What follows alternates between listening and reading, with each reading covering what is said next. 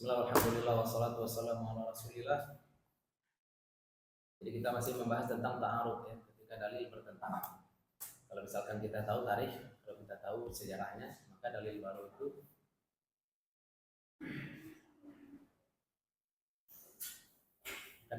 itu menghapus dalil yang lama. Ya, kalau kita tahu sejarah tarikh. Kalau kita tahu dalil atau satu umum satu khusus, kan itu kemarin ya. Ini dalil umum, ini dalil khusus. Pokoknya kita berusaha semaksimal mungkin tidak membatalkan dalil. Ya, kalau tawakuf karena tidak mungkin kita menolak satu dalil, satu pun ayat dalam Al-Quran tidak boleh ditolak, satu pun hadis tidak boleh ditolak. Itu masalah kita. Walaupun itu hadis dhaif, Ustaz, yes, walaupun hadis dhaif. Kenapa hadis dhaif tidak boleh dibuka? Karena kemungkinan hadis itu berasal dari Nabi tetap ada. Makanya hadis dhaif tetap dipakai dalam fadhail amal. Apa ya istilahnya, untuk pokok-pokok tidak bisa, mewajibkan yang wajib tidak bisa, mengharamkan sesuatu tidak bisa. Ya, dalil hadis dhaif tidak bisa dipakai untuk mengharamkan sesuatu, tidak bisa juga dipakai untuk mewajibkan sesuatu. Kenapa? Karena hukum wajib dan hukum haram itu hukum kuat. Play. Karena hukum wajib dan hukum haram itu kan hukum kuat. Makanya kalau ada perintah tapi hadisnya dhaif, berarti perintahnya tidak kuat. Makanya kita katakan itu hukumnya sunnah, ya nak, atau anjuran. Gitu. Atau ada larangan, tapi larangannya hadisnya dhaif, kita tidak bisa katakan itu haram, kita bisa katakan itu makruh saja, atau khilaful aula saja. Ya, makanya hati-hati ya, tolak pula hadis dhaif. Jangan hadis dhaif. Kabar dari Injil dan Taurat kalau tidak dibatalkan oleh Al-Quran itu kita terima juga, walaupun tidak kita yakini, karena boleh jadi itu tahrif. Ya, sekarang siapa itu Nabi? Yang hadisnya, yang ayatnya apa tuh? Idz qala linabiyyin lahum mub'ats lana malikan nuqatil fi sabilillah. Bani Israel tidak punya raja, sedangkan lawannya punya raja. Nama lawan raja lawannya ini Jalut, Goliat. Minta mereka kepada nabi mereka raja. Kemudian Allah mengutus Tolut, Sol. Sekarang siapa nama nabi yang dimintai oleh Bani Israel itu? Kan kita tidak tahu, Al-Quran tidak menyebut. Mufasir mencari dari mana? Dicarinya kisah ini di Taurat atau di Injil. Oh, dapat nama nabinya. Siapa nama nabinya? Samuel. Uzair. Uzair kita tidak tahu ini Uzair. Dalam Al-Quran kan tidak disebut itu Uzair. Ya. Alam tara ilal ladzi apa? Ayat itu. Pengkayaan. Uzair ada, Uzair ibnullah kan? Tapi di ayat itu tidak disebutkan namanya Uzair. Dilihat di Taurat, oh ada nih. Di Injil Perjanjian Lama, Perjanjian Baru, siapa namanya? Ezra. Kalau orang-orang Barat nyebutnya Ezra, Uzair. Oh, Uzair. Ya. Siapa nama Ratu Saba? Tidak tahu. Saba saja sebut dalam Al-Quran. Nah, itu kan contoh. Ya, kita ambil juga itu. Kenapa? Karena itu kan ya, apa untungnya bagi orang Yahudi dan Nasrani membelokkan itu? Kan tidak ada gunanya membelokkan nama. Enggak. Siapa nama anak Nabi Adam? Seth. Kalau dalam logat Inggris, Seth. Ya, oh ini Nabi Syith. Ya. Kalau logat Arabnya Nabi Syith seperti itu. Ya, nak. Sam bin Nuh seperti itu. Ham. Ya, itulah contoh. Ya, jadi jangan nanti juga kalau ada kemiripan Injil dengan Quran ya. Kalau sampai digoreng-goreng orang-orang IQ rendah aja tuh. Pasti ada kemiripan antara ajaran Yahudi, Nasrani dengan Islam, pasti ada. Yang biarautinya pakai jilbab tuh ya nak. Pastur di Arab. Ya, kemudian juga bagus tulisan Ustaz Yahya Ibrahim. Anak Allah itu apa maksudnya? Saya juga seperti itu. Jumpa saya dengan orang Kristen Bukit Tinggi. Dia marah karena saya singgung Tuhan dia. Ya, sekarang kamu bilang Yesus itu anak Tuhan, kata saya. Enggak, saya tidak bilang Yesus anak Tuhan. Kita semua anak-anak Tuhan. Oh iya juga ya. Karena kan ada juga orang Kristen berkeyakinan seperti itu. Ya enggak, kita semua adalah anak-anak Tuhan. Makanya dia sebut Bapa di surga karena kita ini anak-anak Tuhan. Oh, berarti Yesus itu apa? Yesus itu perwujudan Roh Kudus yang kekal. Pernah nggak dengar itu Ustaz? Orang Kristen menyatakan seperti itu. Karena kita tahu Kristen itu satu varian aja yang menyatakan bahwasanya Yesus itu anak Tuhan. Nah, padahal orang Kristen juga meyakini bahwasanya semua ini anak-anak Tuhan. Nah, berarti keyakinan orang Nasrani itu bagaimana sebenarnya ketika menyebut anak Allah? Itulah ya, anak Allah. Apakah maksudnya anak atau yang Kristen varian ini ya? Ada juga Kristen yang memang punya varian seperti itu. Memang Yesus ini anak Allah. Seperti itu. Atau maksudnya adalah orang yang dikasihi. Ya, karena semua Nasrani disebut juga sebagai anak Tuhan kata mereka. Enak. Panti anak-anak Tuhan kan ada istilah-istilah seperti itu.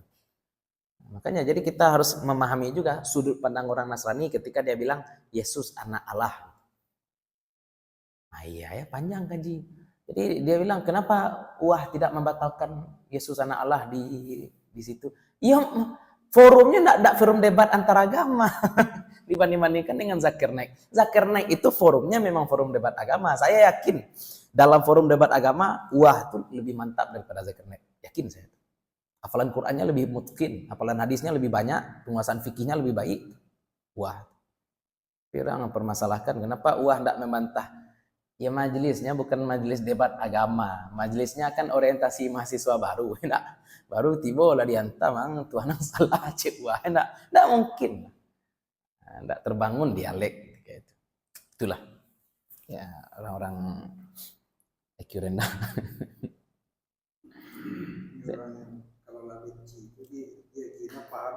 Enggak akan paham. Saya pernah ceritakan ya Habib Ali Jufri dulu. Nah, saya cerita sama Ustaz atau siapa. Habib Ali Jufri ketika Paskah dia pakai bahasa Arab enak. Kullu am wa antum bi khair. Itu bukan selamat Paskah, itu umum. Kita jumpa orang Arab, kullu am wa antum bi khair. Semoga tahunmu baik, semoga tahunmu menyenangkan. Bukan selamat Paskah. Tapi kemudian sambungan Habib Ali Jufri apa? Kullu am wa antum bi khair. Semoga Allah bangkitkan atau ba'atha, utus Isa. Ba'atha itu kan bisa membangkitkan, bisa mengutus. Semoga Allah utus Isa dengan keberkahan. Kita menerjemahkannya mengutus Isa kembali. Karena kita yakin nanti di hari kiamat juga Nabi Isa akan kembali diutus Allah. Ya, sebagai umat Nabi Muhammad ya.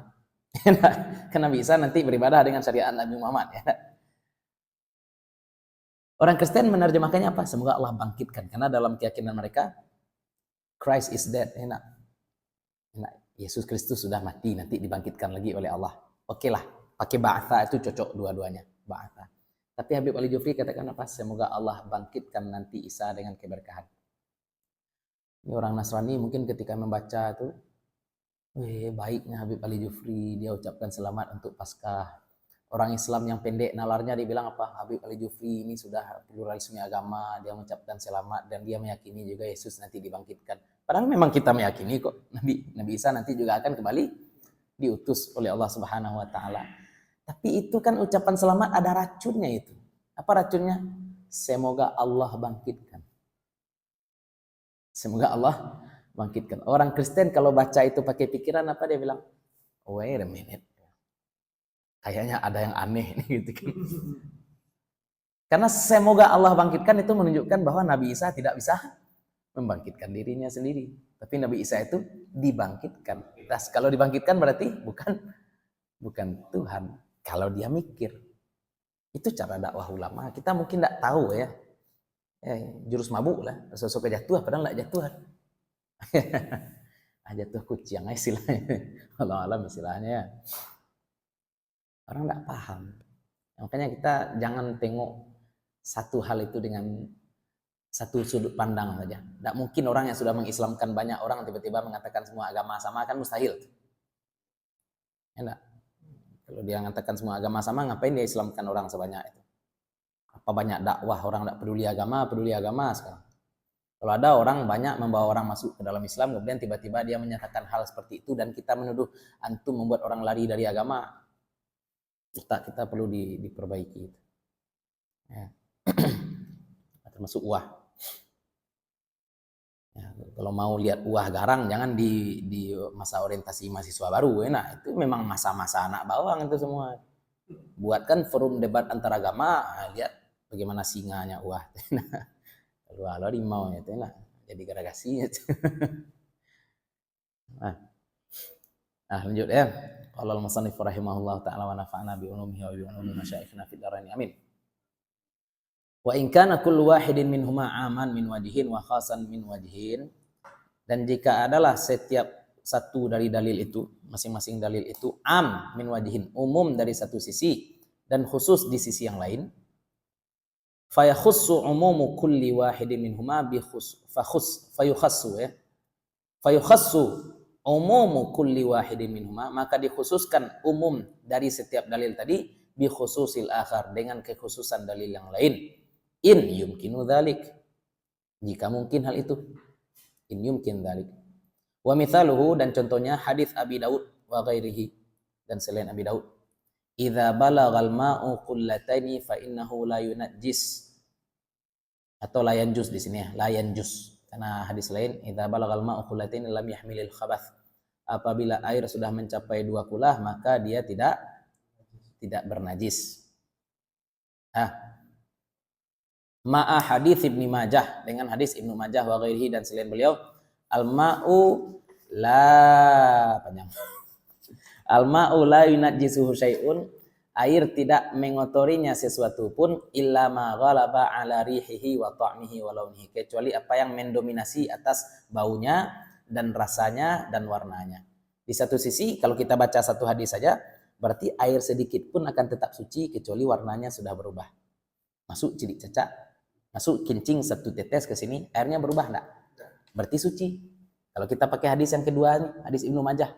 Tapi kalau pakai hadis yang pertama, idza balagal ma'u qullataini la fa innahu la yanjus. Kalau air sudah mencapai 2 kulah maka sesungguhnya dia tidak kotor, tidak najis. Sekarang air 2 kulah masuk cilik kabau ke dalam.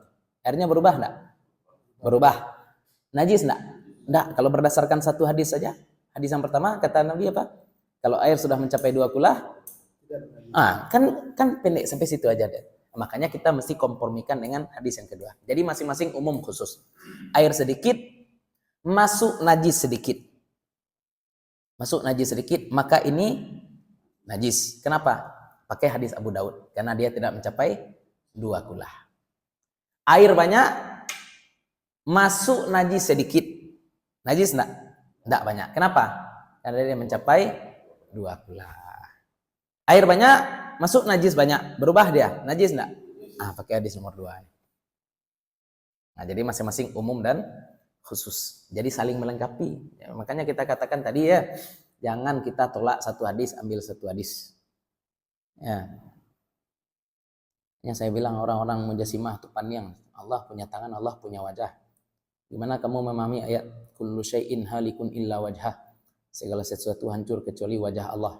Tangan Allah ada enggak? Ada. Tangan Allah hancur enggak? Dan yang tidak hancur cuma wajah.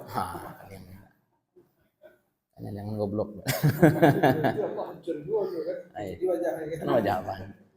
Dia bilang Allah punya betis, Allah punya tangan kan? Itulah.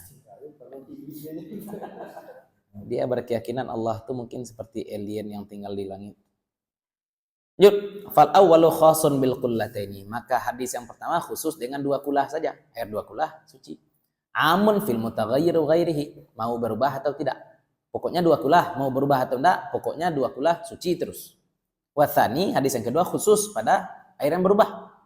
Hadis yang kedua, air berubah, mau sedikit dia, mau banyak dia, asal berubah, maka dia najis. Ya, am fil qullataini, umum pada air 2 kulah, wa madunaha, dan apa yang kurang dari 2 kulah. Fa khussa umumul awal, maka dikhususkan keumuman dalil pertama bi khususis tsani, dengan kekhususan dalil yang kedua. Hatta yuhkam, sehingga dihukumi bi annama al qullataini, dengan bahwa sesungguhnya air 2 kulah yanjusu bil mutaghayyiri, bernajis dia dengan yang mutaghayyir, ya, dengan perubahan. Wa khussa umum tsani, dan dikhususkan keumuman hadis yang kedua bi khususil awwali, dengan kekhususan hadis yang pertama. Apa itu? Hatta yuhkam, sehingga dapat diambil kesimpulan, sehingga dihukumi madunal qullataini, apa yang kurang dari 2 kulah, yanjus, bernajis, wa illam yataghayyar, walaupun tidak berubah. Fa illam yumkin takhsisu umumi kullin, maka jika tidak mungkin mentaksis keumuman setiap dari keduanya itu bi khususil akhar, dengan kekhususan dalil yang lain, uhtija ila tarjih, maka dibutuhkan tarjih. Kalau tidak bisa dikompromikan seperti tadi, maka kita butuh tarjih. Harus pilih salah satu. Ya, kalau kita mau mentarjih, apa yang kita lakukan? Mesti ada murajjih. Berarti kita butuh dalil satu lagi. Seperti itu. Ya, bukan dengan nafsu carinya. pakai dalil satu lagi sehingga kita bisa tahu mana yang rajih. Fima ta'arada fihi, pada perkara yang berlawanan di dalam dalil tersebut. Mithaluhu, contohnya hadis Bukhari, hadis Imam Bukhari, man baddala dinahu faqtuluhu. Siapa yang menukar agamanya, bunuh dia. Bahayo. Enak. Langsung bunuh. Sianan perintahku kepada siapa kan ada itu. Wa hadits as-sahihaini, dan hadis sahih anhu sallallahu alaihi wasallam naha an qatlin nisa. Nabi sallallahu alaihi wasallam melarang membunuh perempuan. Apa caranya kah? Kalau ada perempuan murtad, kata Nabi yang ganti agama bunuh. Nabi di hadis lain melarang bunuh perempuan. Sekarang perempuan murtad. Dibawa ke pengadilan, enak. Anda didakwa hukuman mati karena Anda murtad, kata hakim. Kiranya padusi ko cadiak lah taunya hadis kah. Pak Hakim, dalam hadis muttafaq alaih sahihain, naha Rasulullah sallallahu alaihi wasallam an qatlin nisa. Nabi melarang membunuh perempuan. Acak santiang kau ya. Cara menikaca. Enak. Ada kontraspelnya istilahnya, nak ada dalil kontra. Gimana caranya? Fal awalu amun fi rijali wan nisa. Hadis pertama itu umum, mau laki-laki murtad mau perempuan murtad. Kalau dia ganti agamanya, bunuh. Khasun bi ahli riddah, khusus untuk orang yang murtad. Enak. Sebab dibunuhnya bukan karena dia laki-laki perempuan, tapi karena dia murtad. Wathani, sedangkan hadis yang kedua, khasun fin nisa, khusus bagi perempuan, tidak boleh bunuh perempuan. Amun umum fil harbiyat, umum mau dalam perang harbiyat, apakah dia perempuan kafir harbi wal murtaddat, ataupun perempuan yang murtad. Perempuan harbi kan boleh dibunuh. Kita berperang, nyata lawan kita perempuan semuanya, tidak boleh dibunuh. Dijadikan sandera boleh, dibunuh tidak boleh. Gimana caranya tuh? Nah, enggak. Fata'arada fil murtaddah. Nah, kan maka bertentangan dalil pada perempuan yang murtad. Kalau perang jelas kata Nabi, kalau perang tidak boleh bunuh anak-anak, tidak boleh bunuh perempuan. Ini perempuan murtad. Kalau ditanya-tanya mana yang lebih parah, perempuan murtad atau perempuan harbi? Nah, perempuan harbiah, ini macik ladiang. Perempuan murtad nak macik ladiang dah. Tapi tidak boleh dibunuh. Dan macik ladiang tidak boleh dibunuh. Ya. Nah, makanya ta'arad paniang lah, enggak. Mau dibunuh dia perempuan, tidak dibunuh dia murtad. Hal tuktal amla, apakah dihukum mati dia atau tidak? Warajih annaha tuktal, yang rajih tuktal. Kenapa? Karena bahaya ladiang itu bisa dilawan dengan ladiang. Melumpuhkan perempuan yang memegang senjata itu tidak susah.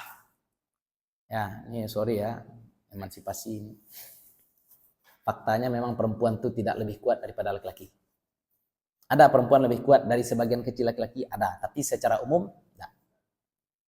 Gampang. Tapi kalau yang rusak pemikiran, sekarang ada perempuan murtad diam-diam, tidak akan dibunuh dia. Ya enggak? Bisa jadi di antara kita ini ada yang murtad. Bisa jadi. Tapi kita tidak tahu. Kenapa? Karena murtad itu urusan dia lah. Dia tidak percaya dengan Allah, terserah dia lah sebenarnya ya. Tapi kalau orang lain sampai tahu bahwasanya dia murtad, berarti dia murtad with pride. Dia umumkan kemurtadannya. Ini yang dibunuh. Kenapa?